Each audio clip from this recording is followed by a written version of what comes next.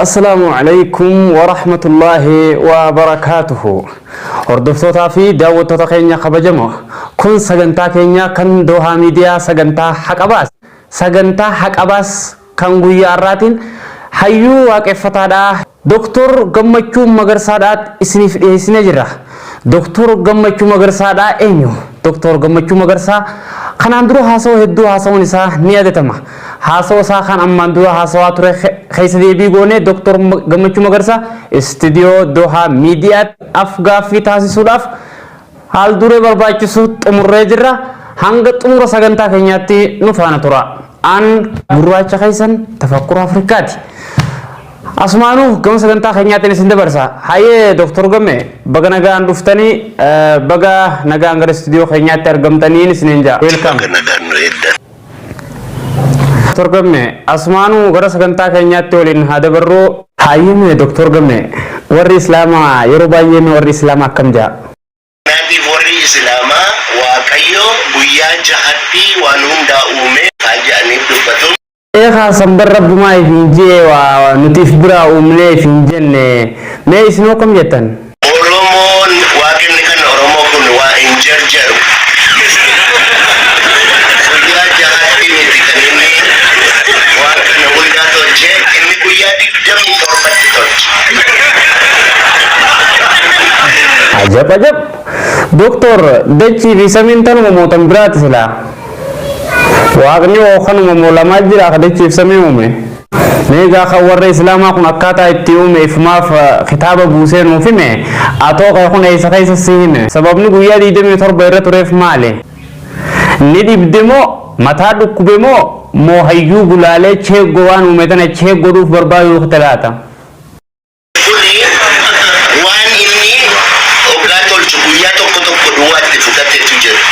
Waan 11 guyyaa tokkotti tolche. Waan 5 immoo guyyaa lama itti fudhate. Asirra kan argitan caaraa, sorsa, arba, gardaaduma, gidaadaa, rubruma,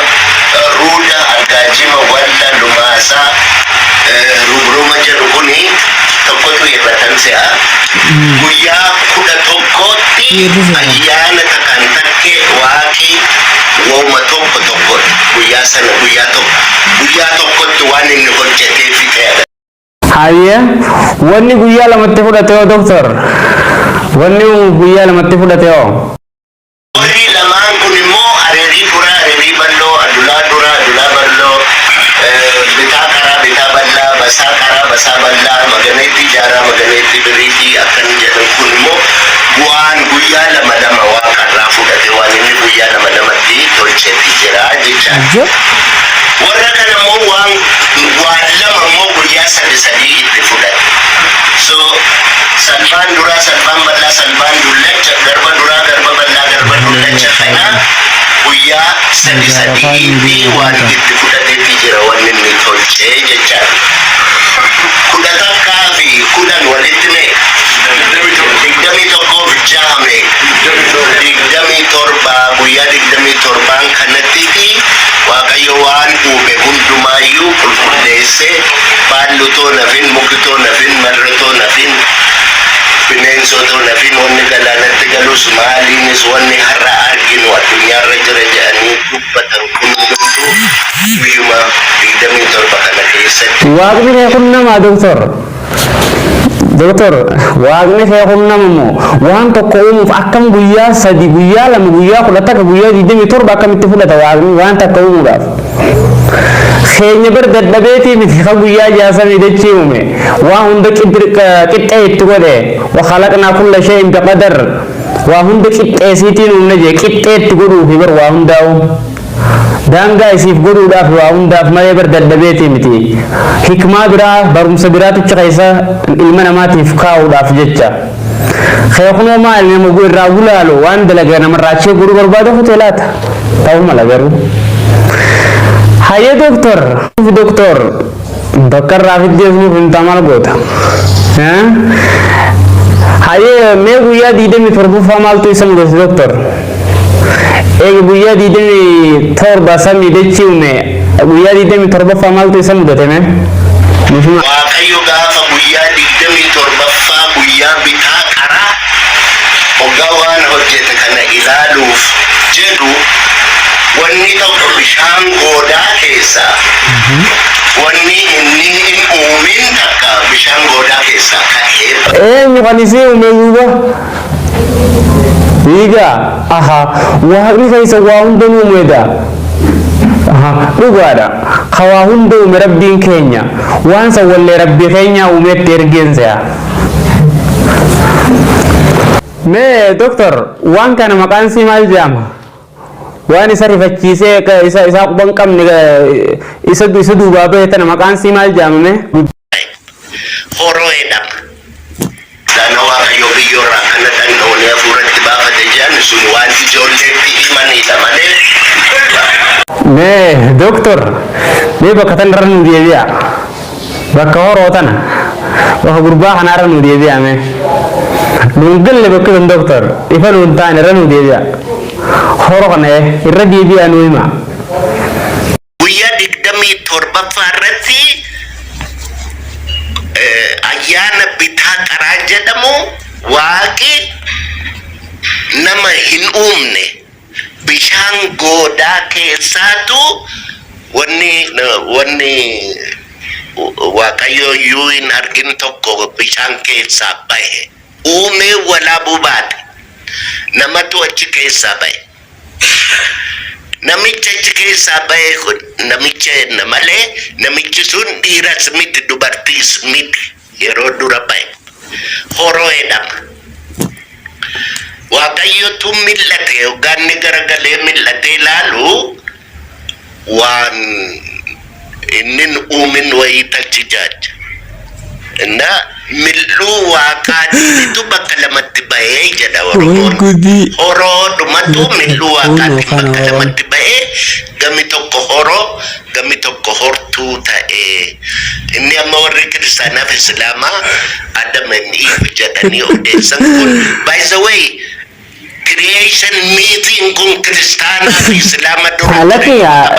isaa video ati waan kana isaa video shayxaana sitte asaasemo echun jinni siibemo oha abjuu oha manaamaan agartemo doktor ohaa'u rabbii yedi demi toba sami dachii umisantu waaqasantu hawaaniif duubaa quban qabne san santura bishiise waaqeffataa godheese ergemo ati doktor waan kana bakkirraa fiddee isa maddisi higa mee madda waan kanaa yoo himte wayyu islaamni bila qeewaan jenne bar waan kitaabatti qaba rabbii uume santu ifime mee bakka irraa fiddan nuyi maqamaalo kitaabaa sirra bu'e bar ati rakkoon kee guddaan ni beektaa doktor rakkoon kee guddaan ati bari rabbiin islaamaa akkas je'ee jechuu dhiifteeti warri islaamaa akkas ja'aa jettee bar rakkoon kee guddaan kanaa bar warri islaamaa waan kitaaba fi barreeffamee fakkaate sheeko bar gudii qabdaa bar ati immoo tokkuma irraa fiddeen nuyi ta'us waan haasawaa hunda bakkatti nu goota doktor gamme isi yeroo hedduu maaltu gaafii isinitti taame yeroo hedduu maal inni if gaafattame inna yeroo hedduu kan gaafii isinitti ta'u maaliif gaafattanoo na yeroo baay'ee kana nuuf gaafadhu utuu macaafa qulqulluun hin katabamne ta'ee atarii Yesuusin dhalata tureeyyiifaa jedhee nuuf gaafadhu baay'ee nama dinqa otoo quraanni hin katabamne ta'ee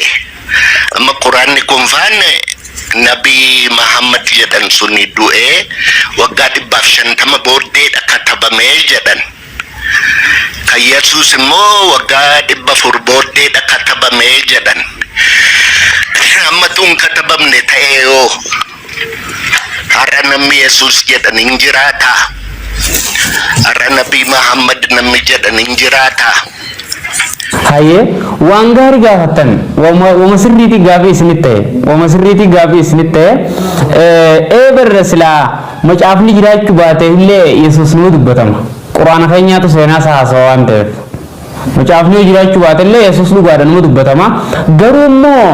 quraanni kun waggaa 150 booda barraa'uu isaa ragaatti ni qabdanii nabi Muhammadiin du'ee 150 booda barraa'ee jettan quraanni kanarratti ragaa ni qabdanii doktor maddirraa fudhattanii eessa doktor gaa kanuma manaa maayinaa sogaa namni warra akkuma akka buufaa tumtuu waree wayyuuf beeytaa ayyuun tokko bakirraa fudhattan eessa maddi Yesuus rabbiin fuudhee samii geeffate ni jira osoo macaafni jiraachuu baate illee seenaan isaa quraana keenyaan jiraatti kan biraa immoo macaafa jiraa caalaa seenaa Yesuus kan dhugaa kan haasa'u quraana rabbiiti quraana keenya barsiisa garuu ati ilaalcha akkam quraanaa fi Muhammadiif qabda quraanni ja'an kun jette laal quraanni ja'an kun hoga jettu maal si fakkaate sheeko ati kitaaba kee irra dhoobdu seete maal si fakkaate fedhiima Muhammad ogaa jenkanoo Muhammad ja'an sun du'ee jette Muhammad ja'an sun osoo hin taane bari inni kabajamaa nama sadarkaa qabu nama rabbiin samii gubbaa dubbate wa rafa'naa laka dhikrak sadarkaa ta'e ol fuudhee jeelatin beeytu gaa'e ni beeka isa kana ati sadarkaan isaa ol fuudhamuu irraa ni beeyta waan ragaa tokko ati kadan bidoollo dhalatelleen saba maqaa isaa kana dhuftee waltajjii hundarra dubbachuu isaati inni kabajamuun isaa addunyaa guutuurra rabbi sadarkaa isaa ol fuudhuun atillee maqaa isaa kana dubbachuun kun namaaf gaadha agartee billahi alayka yaa doktor gamme harruma seente du'aa miidiyaa mee quraana kana waggaa 500 booda barraa ragaa tokkotti nuuf hidhime raguma takka nuufiti kan biraa quraanni barruudhaan malatti illee akka jiraachuu danda'u siif hin galle kitaaban barumsa saayinsiidha kan falsafaa kan filoosofiidha kan ammallee saayikolojiidha kitaaban histiriidha guutuma kitaabileen addunyaarra jiran kun kan amantii biraa walitti dabalatee guutuma guututtu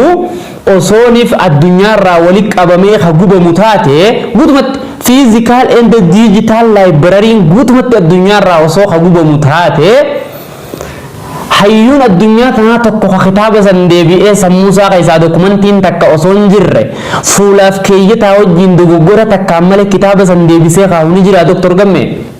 ni jira ati kitaaba kee akkasinni keessaa dokumentii takkaan malee kitaabni kee osoo dhabame ni keessaa fuulaaf keeyyataa wajjiin dogoggora tokkotti ida'uun maletti waa takka irraa hir'isuun maletti maaf jirti amantaan addunyaarraa takka akkasan hin qabdu takka quraanni keenya garuu sammuu nama takkaatiin haffazameeti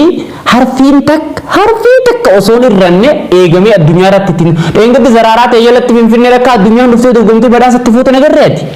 asuma finfinneetti maa dhayitee ilaalee guyyaa sana hibziidhaan deema quraanni barraa'ee fi mixemma waa barreessaadhaa jechuun ni jirta ilmaan keessaniin ummata sana akkas jettee barsiisuu jirtaa meeti waa barreessaa jettee islaamaan dorgomsiisuu barbaadde kanaaf islaamaan dorgomuun hin danda'amu nama ciqileen dhungadhaa jechuun akkana jechuun si galee waan akkanaa walitti hin deebiin hayyee doktor gamme isin sanii gaafii isinitti taa'ame yeroo hedduu kan gaafiinatti tahu yeroo hedduu an ka gaafiinatti tahu ati maqaa hayyuu qabattee maqaa hayyuu kabajamaa guddaa kana argattee akka waan nabi taateetti miidiyaa irra bahuu keeti maaliif yoo jette kijibaa fi soba walitti qabdee tuullattee haasawaa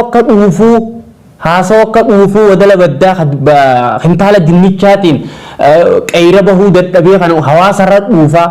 dhaloota qaroomni jedhu doomaa kanarra waan feete haasoyte harkisii dhawamuu kanaatu gaafiin itti yeroo hedduu isaa fiddee jee dhaloonni sin gaafanne inuma waa takka guutumatti akka waan nabiin jee akka fudhatu kan wallahi an kana gaafiin itti yeroo hedduu kana gaafiin itti doktor mee nurrallee ilaalina wanni kun isinillee ichi deebi'aa gisee takka gaafii isinitti hin ta'u dhaloonni kun dhaloonni kun waan isin jettan fudhattan kun yeroo takka isinumaa isinin dhibu gisee takka ashangullitti waan seetanii namatti haasoytan kana isin hoggaa loltan takka faaqa fakkaatu isinitti ilaalee akkuma feete dhaloonni wareerra wajuuftee wareete akka buufaa tumtuutu